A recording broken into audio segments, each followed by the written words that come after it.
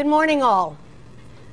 Today's lecture I have called, as you can see, the mother of all forums, civic architecture in Rome under Trajan. And I think you'll see what I mean when we look both at a Trajanic bath building and also the forum of Trajan in Rome, what I mean by mother of all forums. These were gargantuan buildings, bigger than anything that we have seen before, and interesting in all kinds of ways.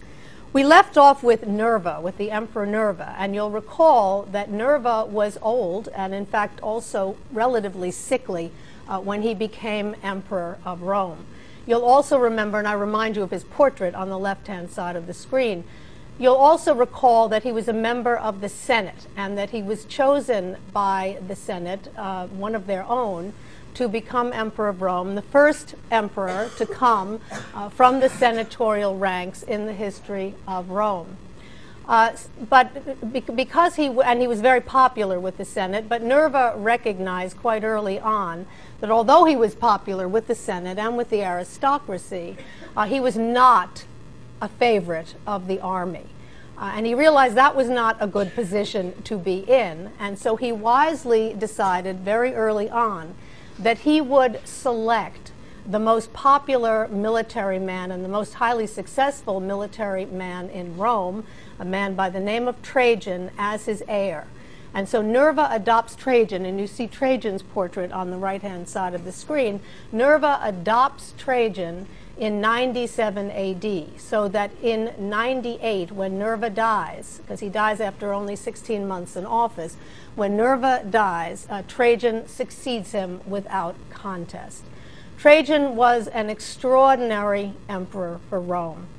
There are a number of important points about Trajan that should be made that have an impact on our understanding and analysis of his architecture. One of those is he's the first Roman emperor to be born outside of Italy. He was born in Spain, the first emperor born in Spain. That's not to say that Spain was the boondocks by any stretch of the imagination. Spain had already been colonized by Rome and was very highly developed with regard to its civilization.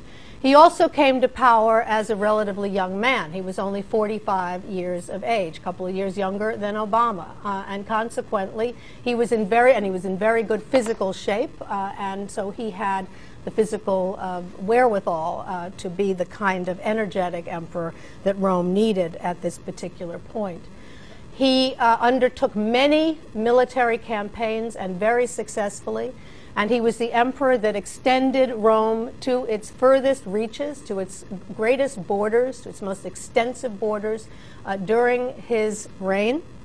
And actually these were borders that were never gone beyond. After this point, we'll see that the Emperor Hadrian consolidates the extent of the empire as reached by Trajan, and no one ever takes it beyond that. So this is going to be the furthest extent of the empire that we'll see in the course of the semester. And he was also extremely wise when it came to his choice of the kinds of buildings that he wanted to put up, because he followed in the footsteps of Vespasian and Titus by favoring major public architecture in Rome and by eschewing private architecture. He wanted, above all, to disassociate himself from Nero and from Domitian, who had favored palatial architecture, as you'll recall.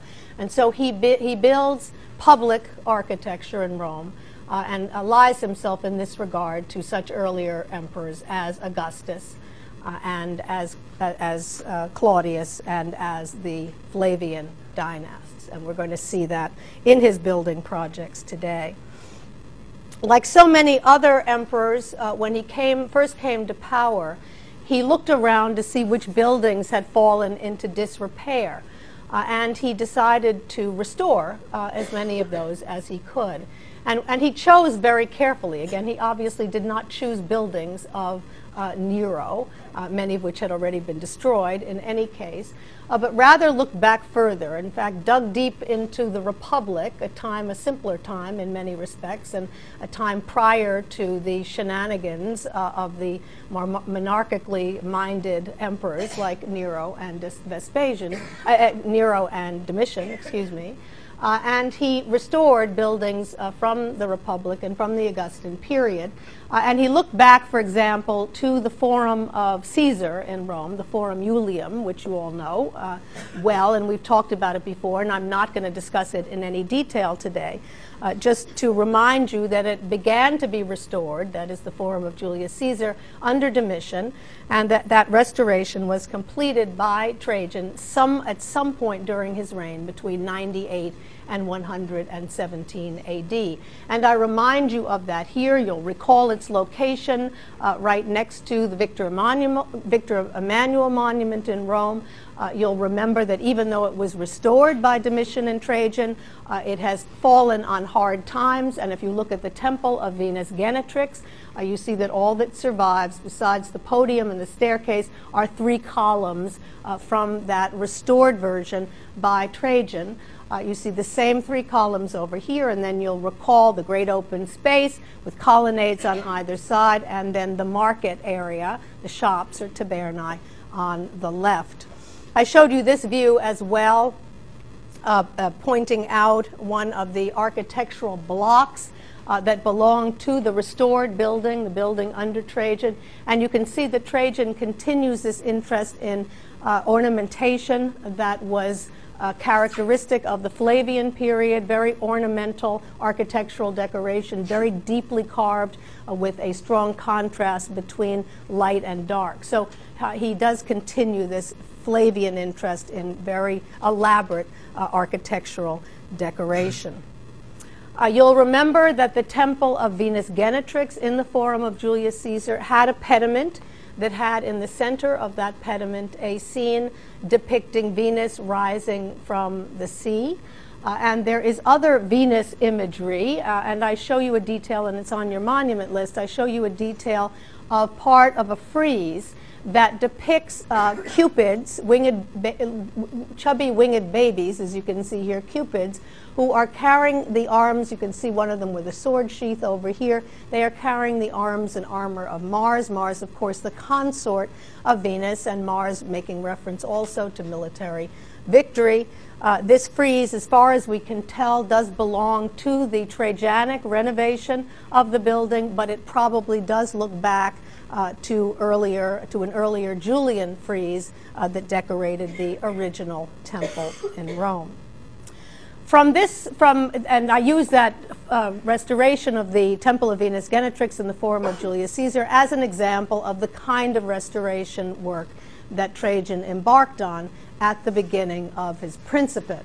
But much more important to us today are two buildings, the first a bath and the second a forum, that are examples of the devotion that Trajan had to public architecture during his reign. And I show you a view here, in fact, a plan of the so-called baths of Trajan in Rome that were dedicated in AD 109. As you can see from the monument list, we know the architect in this particular case.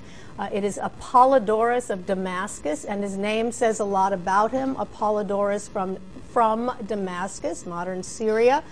So it's very interesting. We have an emperor from Spain and an architect from Syria who work together. This is a sign that things are beginning to change in the Roman Empire as Trajan extends those borders even further.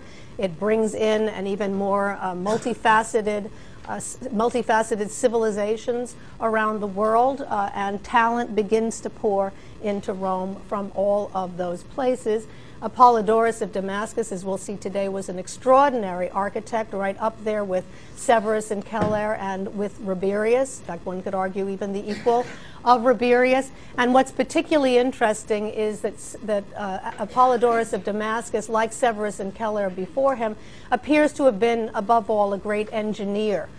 He actually accompanied Trajan on Trajan's military campaigns and served as Trajan's military architect. So his first commissions were building bridges. I'm going to show you a reference to one today. Building bridges or building forts and camps on Trajan's military campaigns, and then using that expertise, ingratiating himself with the emperor, who sees that he is enormously talented, because Trajan participated in these campaigns himself, seeing how talented he was, and then putting him in charge of his building projects in Rome, which is really quite interesting. And so these projects are not only aesthetically pleasing and fascinating, but also show extraordinary engineering skill on the part of the major designer, namely Apollodorus of Damascus. Now, these baths of Trajan are very interesting in all kinds of ways. You can already see by looking at the plan their location. They are located on the Esquiline Hill and part of the Oppian Hill, which I don't think I've mentioned before, Oppian, the smaller Oppian Hill. And the baths of Titus, well, let me remind you first that the Domus Aurea of Nero was built in part on the Esquiline Hill. And you'll recall the so-called Esquiline wing, which is the one wing of Nero's Domus Aurea that is still preserved underground. You'll recall that after Nero's Damnatio Memoriae and the coming to power of the Flavian dynasty, that Vespasian and Titus and even Domitian raised to the ground Nero's buildings. Vespasian did that, and then he and Titus and Domitian built new buildings on top of those, and chose to make those buildings the kind of public buildings that the citizenry as a whole would enjoy, from the Colosseum and amphitheater to the baths of Titus. And you see again the baths of Titus here, located right again on top of this area that originally belonged to Nero's Domus Aurea. Trajan follows suit. He not only is interested in public architecture like Vespasian and Titus before him, but he follows their lead in building these buildings on top of earlier structures now destroyed of Nero. So it's again the same message, giving back to the people the land that Nero had taken illegally from Rome during his reign.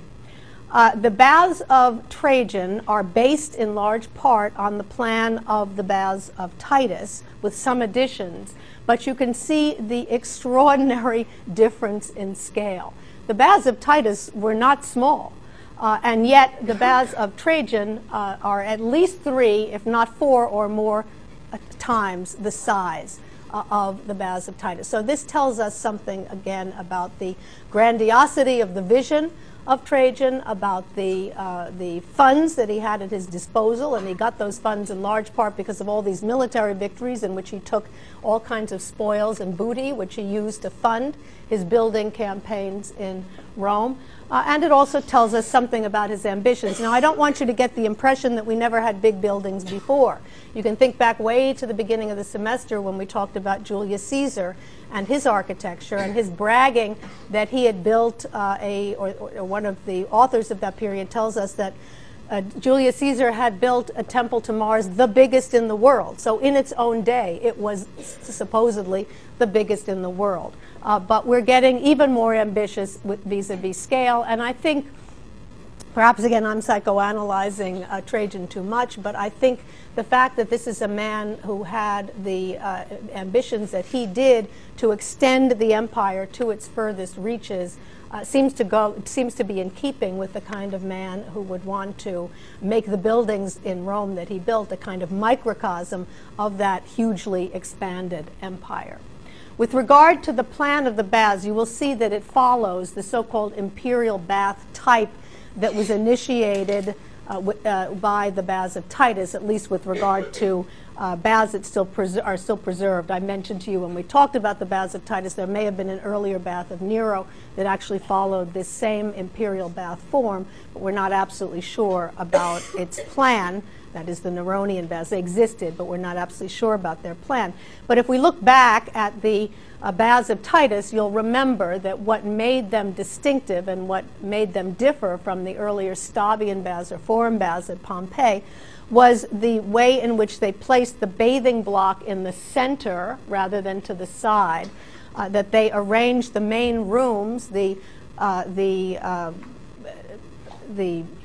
tepidarium, the frigidarium, and the caldaria in this case, in axial relationship to one another. And then all the other rooms of the bath were displayed around those in a symmetrical way. So axiality and symmetry reigned supreme.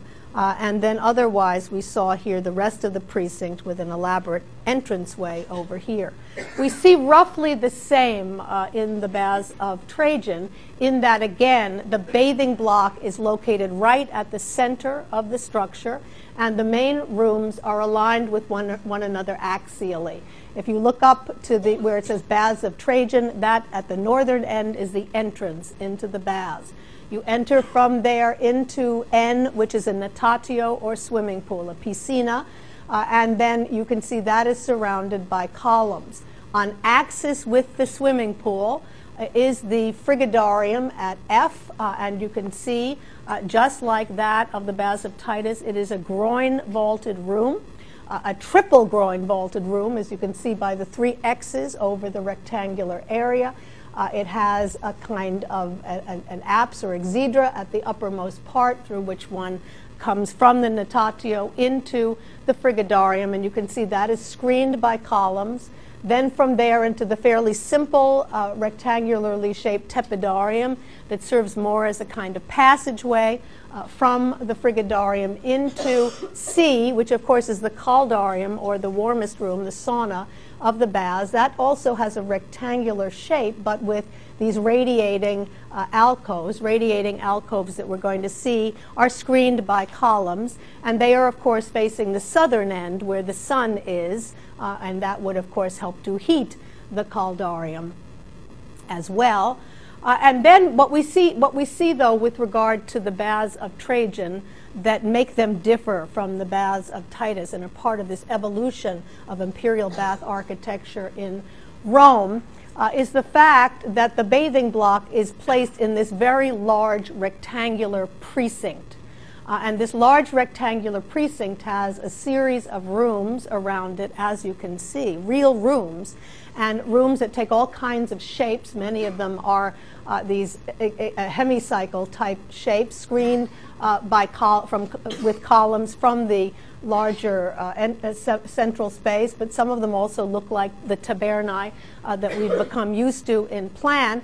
We see all of those there, and these were used, as far as we can determine, as meeting halls, lecture halls, Greek and Latin libraries. So this is this extension of the bath from being just a place where you went to get to for wellness, essentially, to bathe and to relax and to have social interaction with your friends.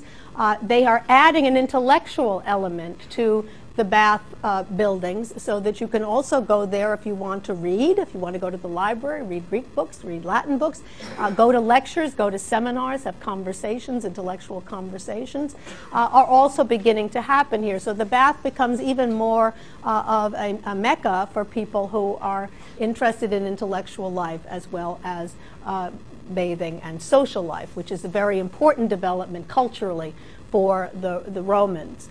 Note here also this great hemicycle down here, which is part of the bath building, a hemicycle that had seats on it, which probably served for performances of whatever kind that would have taken place here. So that's another interesting addition to the bathing scene, and should remind you of the kind of hemicycles that we saw, for example, in the Sanctuary of Fortuna Primigenia at Palestrina, or the Sanctuary of Hercules at Tivoli, where they also had those performance areas. So bringing in some of those elements from sanctuary design into bath design in the baths of Trajan in Rome. The baths of Trajan, some parts of them still exist, but scattered, and in fact they are located now in a kind of a pleasant garden area, as you can see here. This is a Google Earth view that shows you their proximity to the Colosseum. We see the edge of the Colosseum over here, so the Esquiline Hill in large part, and you can just barely make out here. If you look, you see this curved wall down here. That curved wall is in fact that hemicycle for the theatrical performances that I showed you just before. And that is actually the entrance for anyone going to Rome over break. That's actually the entrance to the Domus Aurea. If it's opened, it periodically closes sometimes if things are falling down, but if it's open, that's how one gets there. And over here you can actually see, this is the, I may have shown this to you before, but this is actually the oculus of the octagonal room of Nero's Domus Aurea. You can see it if you wander through this park. You can see it from above with a grate on top of it, as well as down below if you visit the palace itself. And then up here you can see another, just right up above my finger, you can see another curved wall, and there's another one somewhere down here that are part of those curved rooms, those hemicycle-shaped rooms that are these lecture halls and meeting halls and so on. So, and actually that one, the one that's up here, actually has niches in the wall with shelves. Which indicates to us that that was used as one of the libraries. The scrolls would have been placed on those shelves and then have cupboards in front of them. So one can see remains. It's made out of concrete faced with brick. One can see remains on the top of that hill. But a model over here gives you a better sense of what it looked like in antiquity. We're again looking at that large hemicycle that served with its seats that served for performances here. We're looking at the outer precinct wall. We can see the semi-domes of some of the hemicycles here. And we can also see the bathing block at the uppermost part, the entranceway, the courtyard surrounded by columns, which is where the pool or natatio was located. The covered area here was the frigidarium, then the tepidarium. The caldarium is here, and here you can see those radiating alcoves with columns that open them up for vistas and the like, as well as to the warmth of the sun.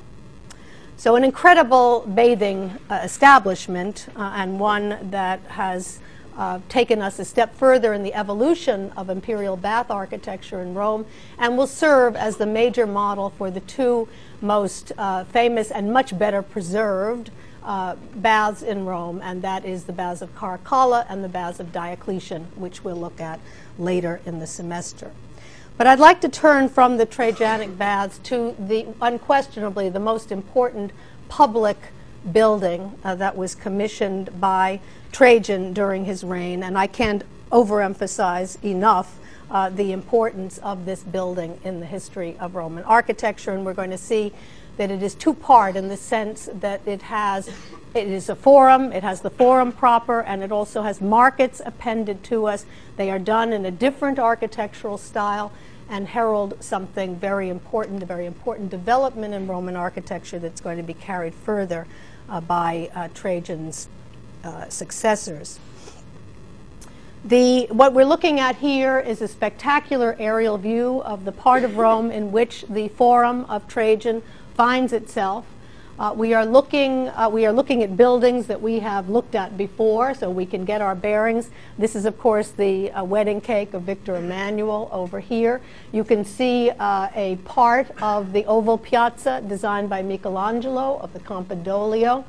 You can also see, and what's this down here?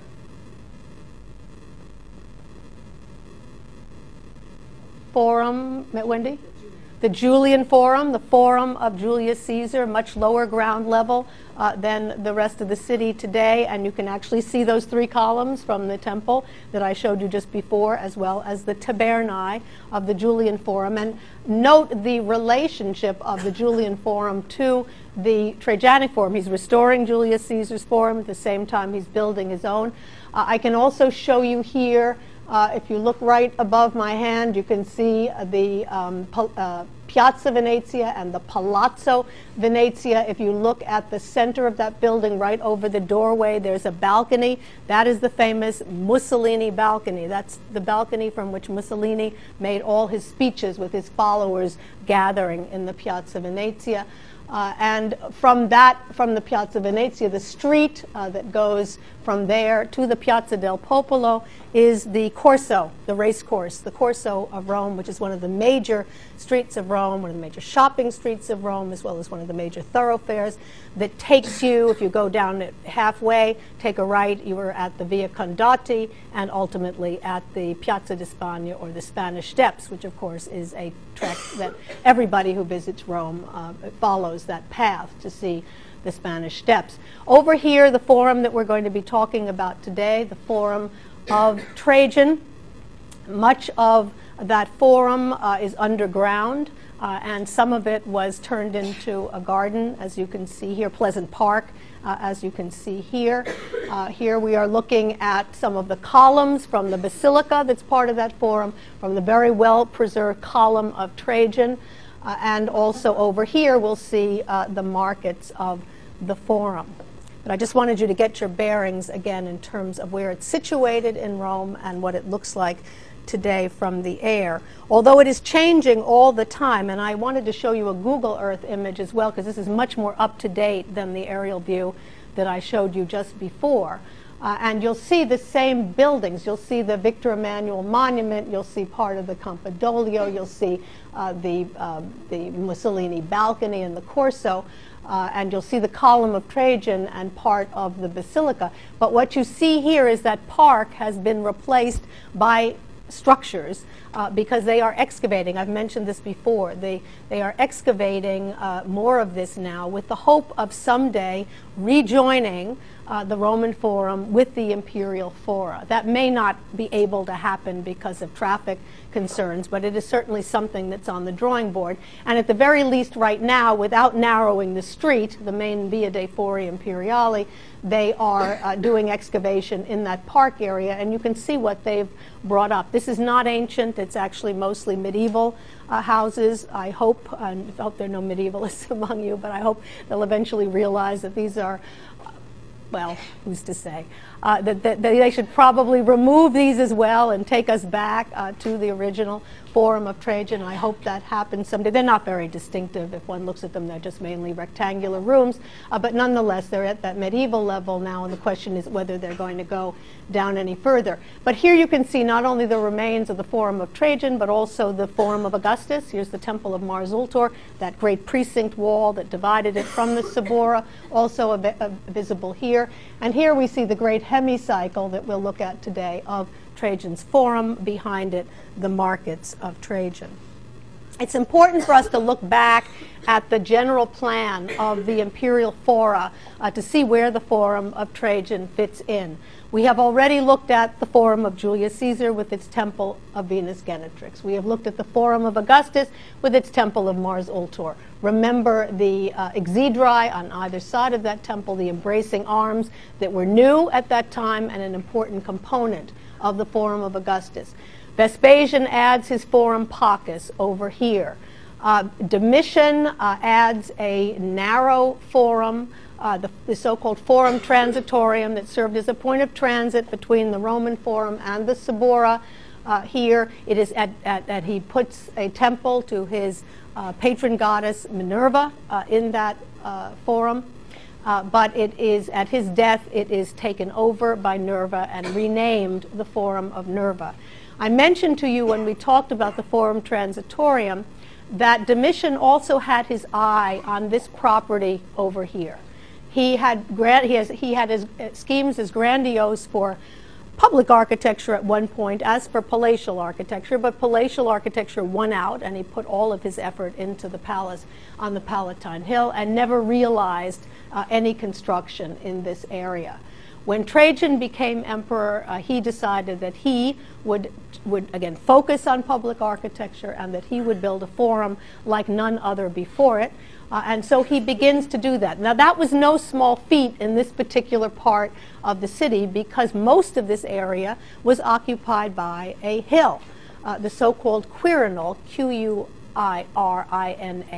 the Quirinal Hill in Rome, occupied most of this space. So what he needed to do, it's great to have an architect engineer in your back pocket. So he set Apollodorus of Damascus to work. He said, you're a great engineer. All you need to do is take down a good part of the Quirinal Hill to make way for this great forum that I want to build. And lo and behold, Apollodorus was absolutely up to the job, and that's exactly what he sets out to do. He removes 125 feet of the Quirinal Hill in order to make way for the Forum of Trajan. And that very number, 125 feet, is actually commemorated in the Column of Trajan, because the Column of Trajan was built to that very same height, 125 feet, to show you, as you stand in the Forum, how much of that hill had to be cut back in order to make way for the Forum. You can see by looking at this plan of the imperial fora as a whole, and this is our, not only did Trajan take the empire to its furthest extent, this is the last forum that was added to the imperial fora in Rome. You can see by looking at it in connection to the others that if you count it plus the markets, which you see wending their way up what was left of the Quirinal Hill here in plan, if you compare that to the others, you can see that the Forum of Trajan and the markets of Trajan were almost as large as all of the other fora, not counting the Roman fora, but all of the other imperial fora together, which gives you some sense of why I call this the mother of all forums. Now we're going to look at the plan of this, and I'm going to show you an individual plan in a moment. But what I want to say while this is still on the screen is that I want you to look at the exedri that you see on either side of the main space of the forum and on either side of the basilica over here. These are not coincidental. They are certainly meant to make reference to the exedri of Augustus's forum. Trajan modeled himself after Augustus. He became a kind of neo-Augustus. He took on Augustus's hairstyle and his manners, and so he was trying to associate himself in his life with Augustus. He's doing it here also through architecture by placing those exedri on either side of his forum. Here's a plan of the forum itself on the left-hand side of the screen, where we can see all of its major features. You'd enter into the forum down here. There was a very elaborate entranceway here, and you can see that the facade is actually not straight, but convex. A convex facade, which is very interesting, curved facade, with an elaborate entranceway over here. The entrance into the main part of the forum, rectangular in shape. There's a base here for an equestrian statue of Trajan. The exedri on either side mimicking those of the Forum of Augustus. Colonnades also on either side, and some additional columns here. And we're going to see that just as in Augustus's forum, another reference back to Augustus, that the columns in this main area are Corinthian below, but in the second tier there are figures. Not figures of caryatids, but different kinds of figures, and I'm going to show you those soon. Over here, the basilica, which is perpendicular to the forum proper. This is quite different from the forum at Pompeii, where you'll remember the basilica was splayed off to the side. Here we have it as a more integral part of the forum and perpendicular to the main space here.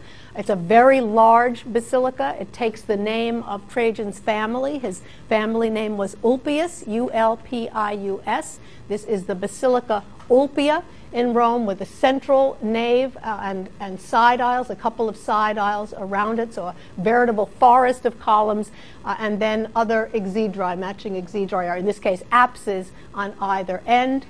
Then through here you see the location of the Column of Trajan in a small piazza, and to left and right libraries, Greek and Latin libraries, and then at the end a temple.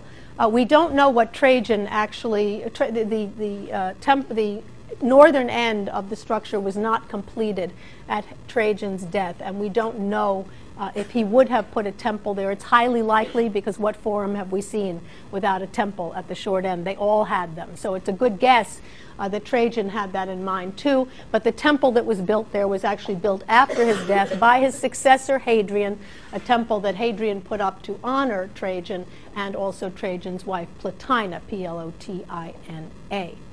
Now we know quite a bit, a lot of the forum, some of the forum is still preserved, and we have evidence for other parts of it that are not preserved. This entrance gate down here, believe it or not, we have coins that have an entrance gate on them, and nicely they say, fortunately, they say down below, Forum Traian, Forum of Trajan. So putting 2 and 2 together, we have to go on the assumption that what we are looking at here is a rendition on a coin of the entrance gate into the Forum of Trajan, Forum Traian. And if we look at it here, we see some interesting things. We see, first of all, that it has a single arcuation in the center, so one doorway.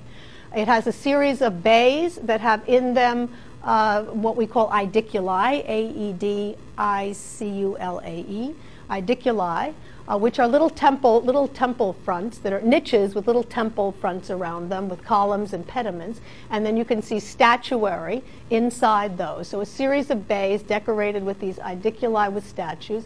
Then a series of circles with blobs in them. I think those series of circles with blobs in them are probably the portraits represented on shields, because we have remains of actual portraits on shields from the inside of the forum, so that seems to be the case here as well. And then in the uppermost part, we see that the gate it looks very much like an arch in the sense that it supports a quadriga at the top, and that quadriga represents 2 people, possibly the emperor. Again, we're dealing with blobs here. We have to do the best we can to interpret them. But they seem to be probably the emperor and possibly Victory crowning him the way we saw Victory crowning Titus in his chariot on his arch. 6 horses in this particular case, and then on either side trophies, these tree trunks decorated with captured arms and armor. We're not absolutely sure what's surrounding them in this case, whether they're prisoners or Roman soldiers. So this gives you a very good idea of the entrance gate into this structure. And I also want to point out, if you look very closely at the columns and the elements above them in the attic, you can see that the columns project and the attic seems to have projecting entablature. So it looks as if we have the kind of scheme here that we saw in the Forum Transitorium, with that wall decorated with columns that project out of the wall and that have projecting entablature, giving this undulating movement from projecting to receding across the facade of the entrance gate.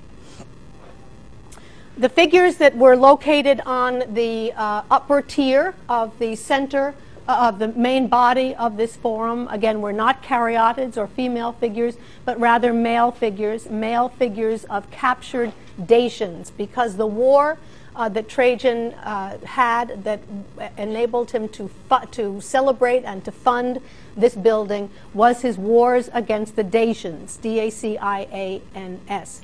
Dacia, ancient Dacia, modern Romania today. Trajan had 2 military campaigns there, one from 102 to 10, the first one from 101 to 102, the second one from 105 to 107. He was victorious in both of those, and this forum was built from the spoils of that war to honor his victory over the Dacians.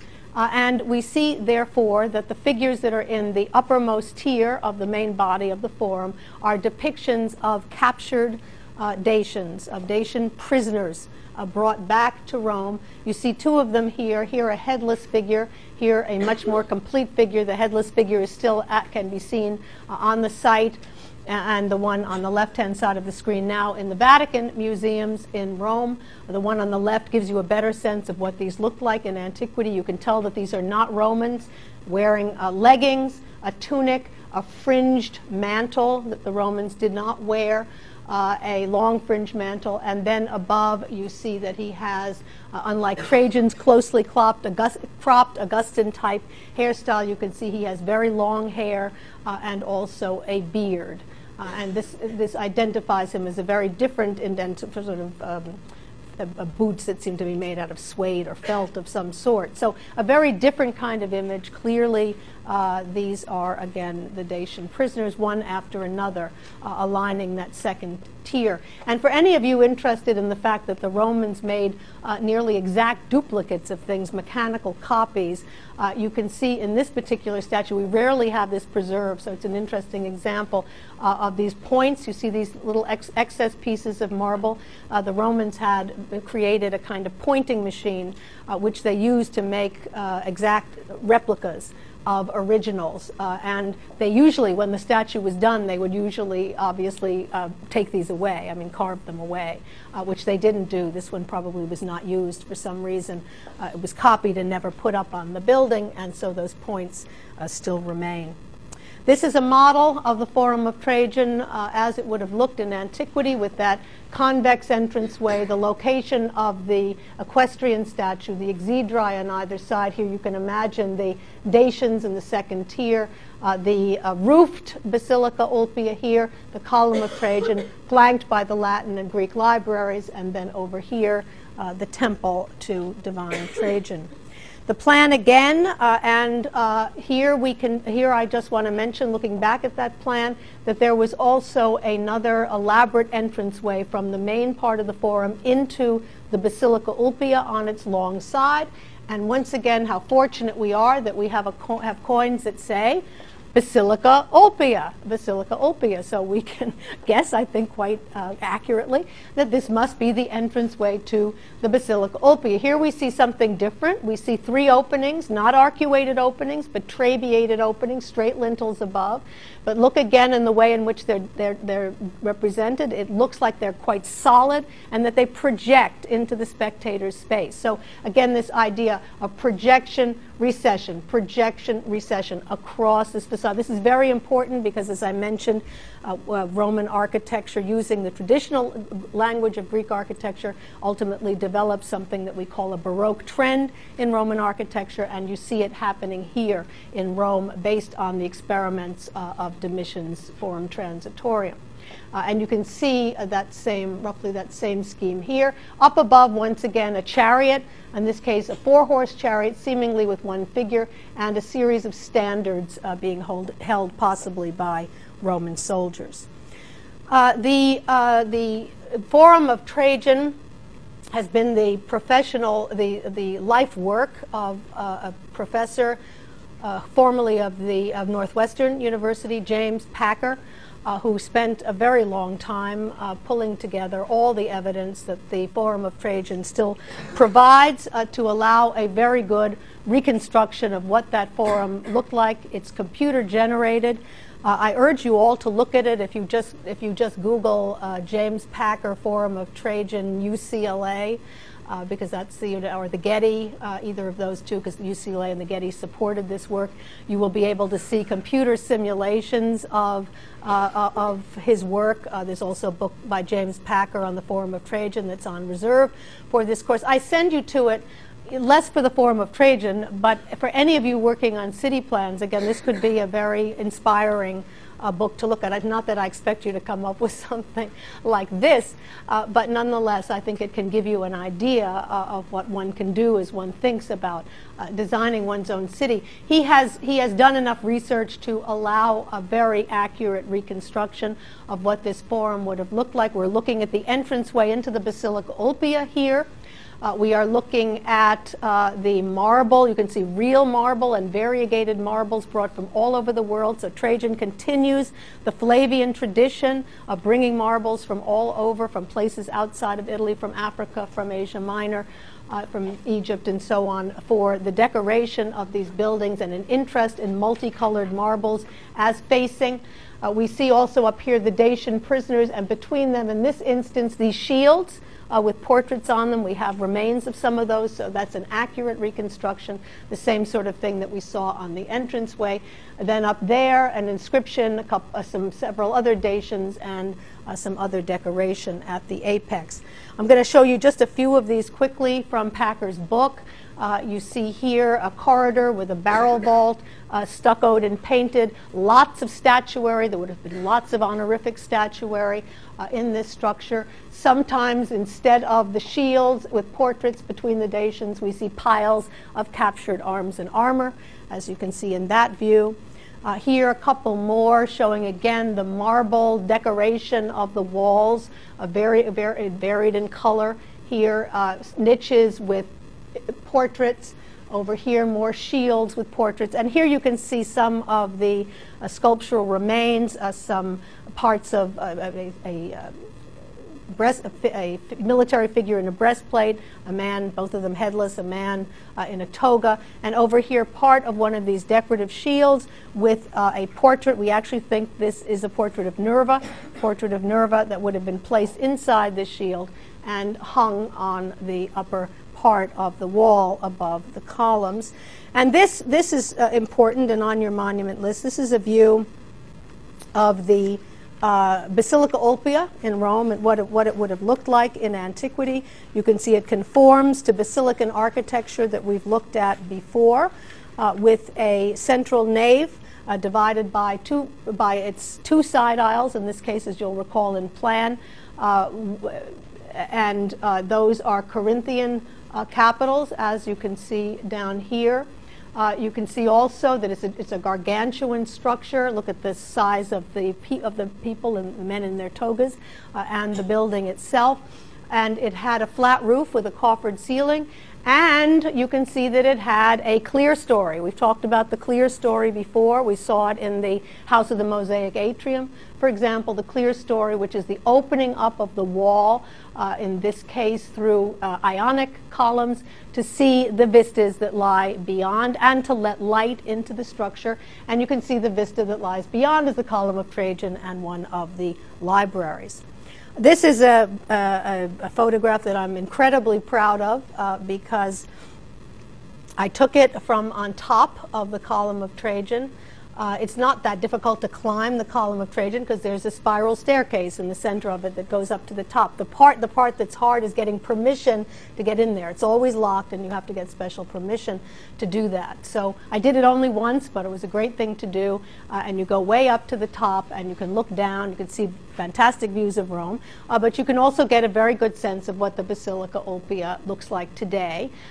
Not much, but you can see the central space. You can see some of the columns. We can tell that those columns were gray granite. So again, this interest in contrasting marbles, gray granite with white marble, in the Basilica Olpia and elsewhere. And you can also see the relationship between modern ground level, which is much higher, and ancient ground level, and the possibilities that still remain if they want to excavate this part of the city, what more of the Forum of Trajan may be able to be seen. Some of it can actually be seen under the street, and Packer and others have actually gone in to look at what is there, which is what has enabled him to make the kind of accurate reconstructions that he has. Everywhere in this monument there are references. Yes, this is a forum. Yes, forums have practical purposes. They're a place for people to meet and to market and to conduct law cases and so on in the Basilica. But this monument reminds you again and again and again and again that it is a monument in stone to Trajan's victories over the Dacians. And not only do we see those Dacians as we looked at before, but we see lots of other imagery that refers to military victory. This is a fragment of what we think was a frieze in the Basilica Olpia that depicts victories, female personifications of victory, winged, either kneeling at candelabra or over here, this woman kneeling on the back of a bull. You can see that she's winged. She's holding the snout of that bull back. She's got a knife in her right hand, and she is about to slit the throat of the bull. And she is doing this to not only is victory over the Dacians being marked here, but she is also representing the sacrifice that takes place in honor of that victory by being shown depicting killing the bull. Back to the plan once again, just to remind you that when we leave the Basilica Olpia, a doorway also in its long side, we end up in this small plaza where the temple, where the column of Trajan is located, flanked by Greek and Latin libraries, on axis with the entranceway, the equestrian statue of Trajan, the other entranceway, the column, and ultimately the temple at the very end, the temple ultimately to divine Trajan. This is a model of what we think the library may have looked like, or both of the libraries may have looked like from the outside. Fairly smallish square buildings with a portico in the front, and then most important, a balcony over here. Why a balcony? So that you could come out and look at the column of Trajan and read some of the scenes that encircled it. This is a reconstruction from Packer, again, showing what he thinks the interior of one of these libraries might have looked like. It looks larger here than it actually was, but you can get a sense of it with the reading tables, with the scrolls inside these cabinets here, with the statuary, and in this case, he believes that it had a vaulted roof, as you can see on top. The column of Trajan, you see it here in two views. An extraordinary work of art, extremely well preserved. Why so well preserved? Well, likely because Pope Sixtus V in the Renaissance used this column and also the column of the later Emperor Marcus Aurelius as important nodes in his reconstruction of the city of Rome. What he did, however, at that time was that he took the statues of Trajan that would have stood on this one and Marcus Aurelius on the other and replaced them with statues of Peter and Paul. And it's Peter who's on the column of Trajan and Paul who is on the column of Marcus Aurelius. But you can see how well preserved they are here. The column shaft rests on a base decorated with arms and armor, Dacian arms and armor. With a statue of Trajan up at the bronze statue of Trajan at the uppermost part. But what's particularly interesting is the sculpture. I'm not going to go into that in great detail, but I want you to know about it because it does tell us something about architecture, as we'll see. It's a spiral frieze, done all in marble, of course, that wraps from the base of the column all the way up to the top. And it tells in documentary form the exploits, the military exploits of Trajan in his two Dacian military campaigns. Those two campaigns that I've already mentioned, divided in the center by a victory riding on a shield. There's been a lot of speculation. There's nothing like this earlier in Roman art, quite like this. And so it is a new innovation, probably at the behest of, possibly out of the mind, the creative mind, of Apollodorus of Damascus. And some scholars have suggested, and I think very convincingly, it's an intriguing idea, that because this was located between two libraries, the likelihood, and that the Romans had scrolls, the likelihood is what we are dealing with here is one of these scrolls sort of wrapped around the column from base to top, unfurled and wrapped around the column from base to top with the text removed, with images instead of text. And that makes a lot of sense, again, given that you could view it best from the two libraries on either side. A detail of the base, just to show you how very well preserved the sculptural decoration is. This is not a course in sculpture. I'm not going to go into this in detail, but I want to quickly show you some of the scenes because, again, they can be revealing from the point of view of architecture. This is at the very base. We see a personification of the Danube River in that area up north in Dacia, where the Romans went to conquer those tribes. And this is very important because we know that Apollodorus of Damascus was responsible for building a bridge over the Danube River. It was one of his great engineering feats, and you actually see that bridge located here, which even increases the likelihood that Apollodorus of Damascus was the designer of this particular structure. You see the Roman soldiers have gotten off boats. They're walking through an archway. Here you see the Roman soldiers. The Roman soldiers did not only do battle, but they also Romanized the areas that they went. We've talked about this a lot, the colonization of the Roman world, Trajan extending the borders to their furthest most points. The Romans get there, what do? They start to build architecture. They start to build walls with headers and stretchers. They start to build forts and city walls in which they put buildings with Roman amenities. Remember, after the war is over, they're often given land by the general or the emperor it becomes theirs and where they can live.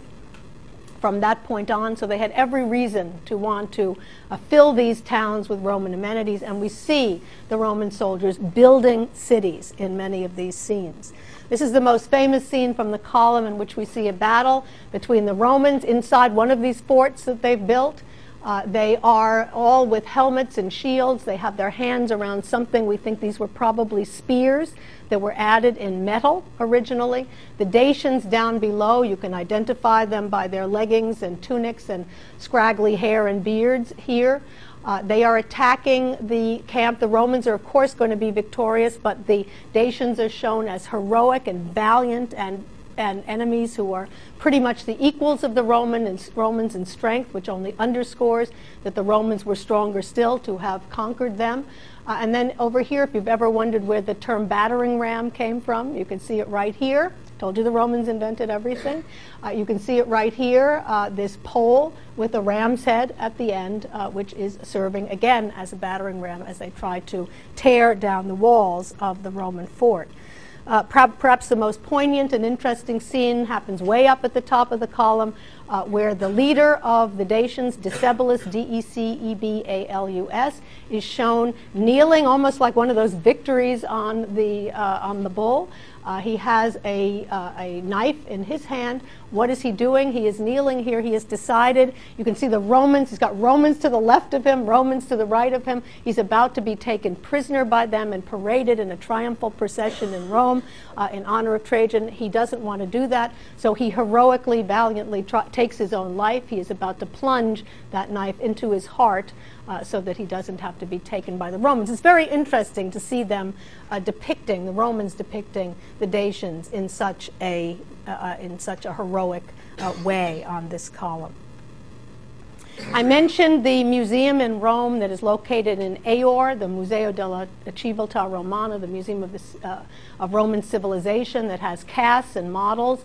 I mentioned that they had casts of all the scenes from the Column of Trajan. I show you a view that I took in that museum just to give you a sense of how one can see those and how one can see those at eyes level to get a good sense of them. In antiquity, they would have been harder to read, but I should point out that the background was likely painted blue, and there probably would have been some additions like the metal spears that might have made it easier to read, almost like Wedgwood, might have made it easier to read in antiquity.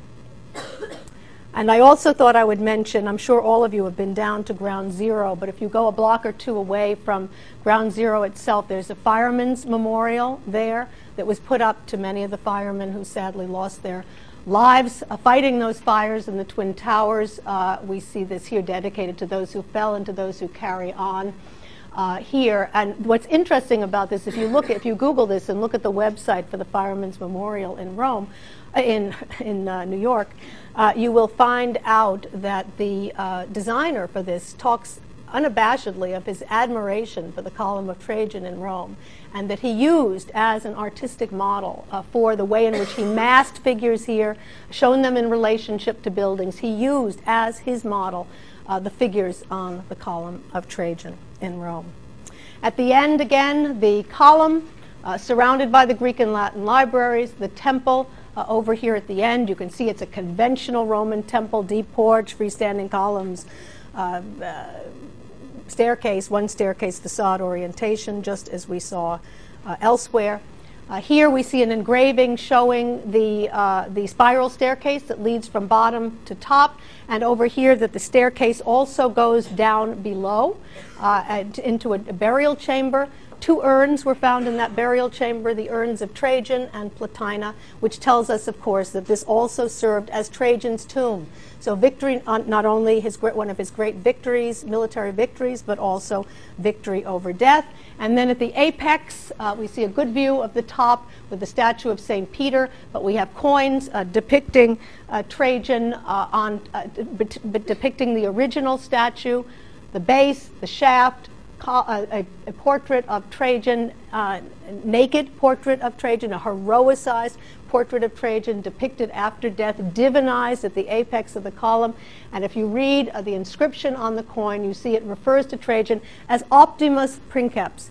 Trajan received many titles. One was Dacicus, D-A-C-I-C-U-S, for his victories over the Dacians. But at the end of his life, Optimus Princeps, the greatest princeps of all time.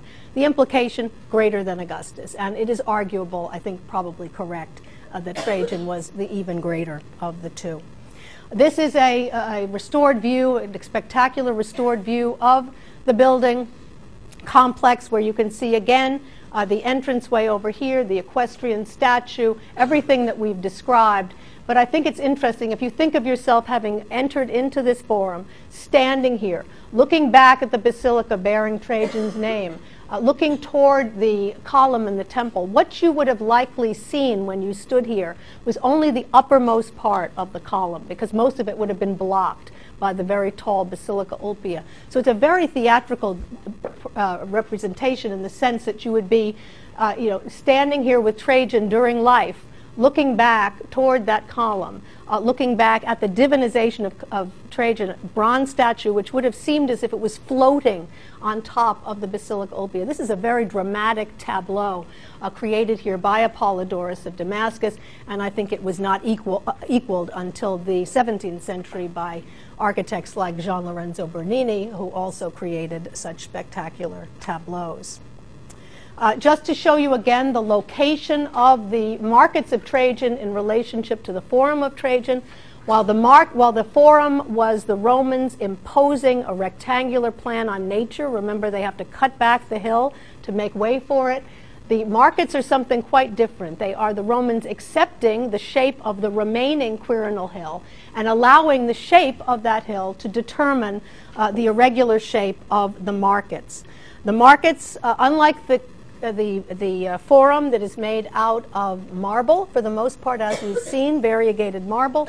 The markets are made out of concrete faced with brick, a very different material, but a material that is absolutely appropriate when you want to cover a hillside with tiered buildings, looking back very much to the spa at Baia, looking back to the Fortuna Primigenia at Palestrina, the same idea, to turn this hill, what remained of the Quirinal hill, into essentially the precursor of the modern shopping mall. You have shopping, there are 150 shops in the markets of Trajan.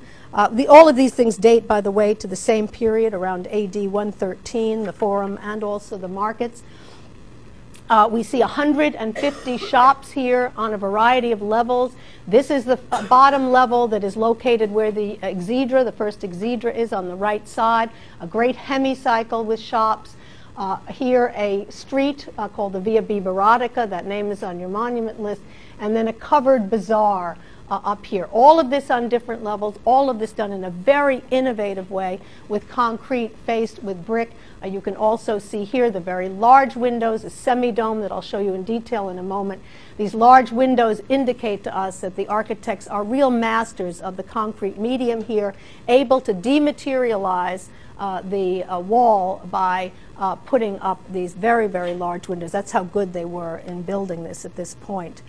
The building block here is essentially the taberna, not unlike what we saw in Pompeii, this small space with a barrel vault, an attic window above, and in this case with a post and lintel scheme made out of travertine to mark the entranceway into the shop. They took this individual motif and they replicated it throughout this building over and over and over again, offering 150 possibilities. Here you see a series of these in a row, series of these tabernae with their attic windows, with their travertine decoration, with their sidewalks, a kind of mini city within a city, and then over here the polygonal masonry of the streets, looking very much like streets in Rome.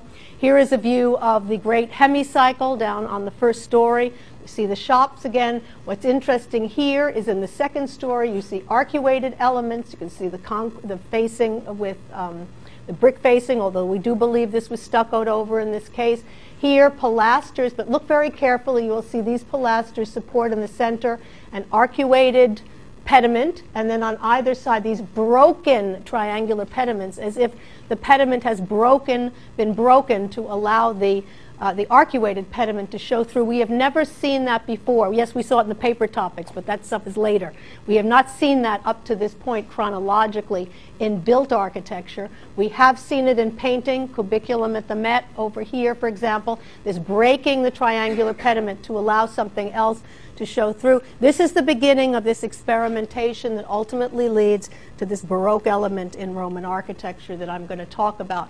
Behind the semi-hemicycle, annular vault with an additional set of shops and attic windows there as well. This is the most famous street from the Forum, from the markets of Trajan. It's an incredible place to wander, by the way, and they have just recently, in the last couple of years, opened an entirely new museum here, which has a lot of remains from the Forum and from the markets, and a great deal of very useful information, an absolute must-see for anyone going to Rome. This is the famous Via Biberatica of the markets of Trajan, where again you get the sense once you're in here that you're in a kind of city within a city, but with all these wonderful shops. You can see how skilled they are in using ramps with polygonal masonry, as well as sidewalks and stairs, so that you can make your way up with either alternatives here. Again, the tabernae on either side, the opening up of the walls with these incredible windows throughout. A restored view of what the whole thing looked like in antiquity, the hemicycle, the decoration here of the central arcuated pediment, broken triangular pediments over here, a very interesting space that I'm going to show you in a second, vaulted with a semi-dome done out of concrete with very large windows opening up the space, the Via Biberatica that we already saw here, and then the covered bazaar up there.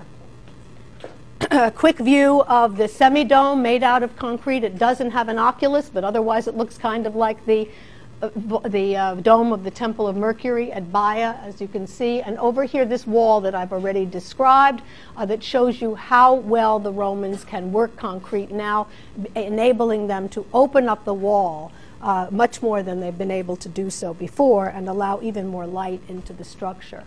The greatest part, perhaps, of the markets of Trajan is this building here. It's the covered bazaar, and it really is a market bazaar on two tiers.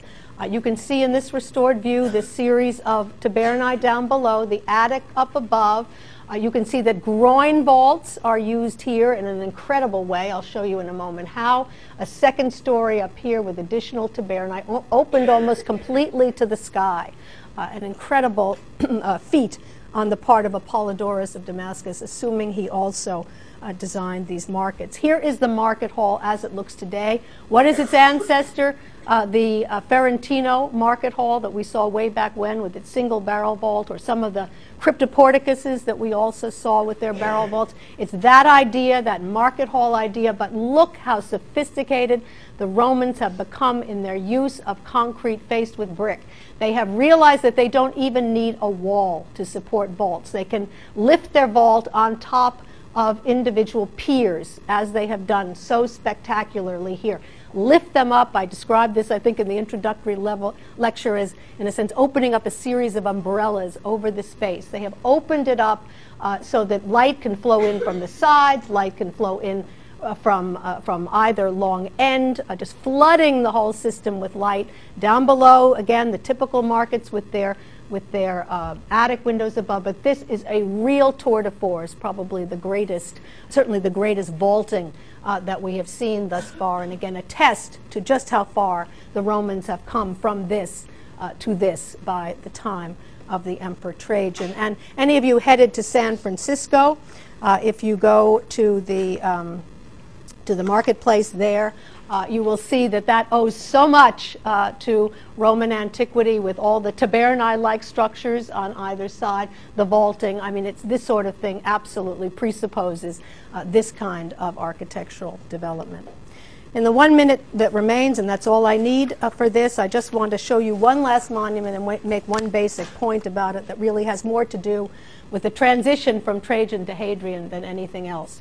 An arch went up not in Rome, but in a place called Benevento, which is about an hour's drive from Naples in the south of Italy and Campania. A place called Benevento. An arch went up between 114 to 118, honoring Trajan and all of Trajan's accomplishments. You can see it's covered with sculpture, and each of those scenes represents one of the accomplishments of Trajan. It was put up on the so-called Via Traiana, taking Trajan's name, a road that was built from Rome to Benevento, and was opened during Trajan's reign.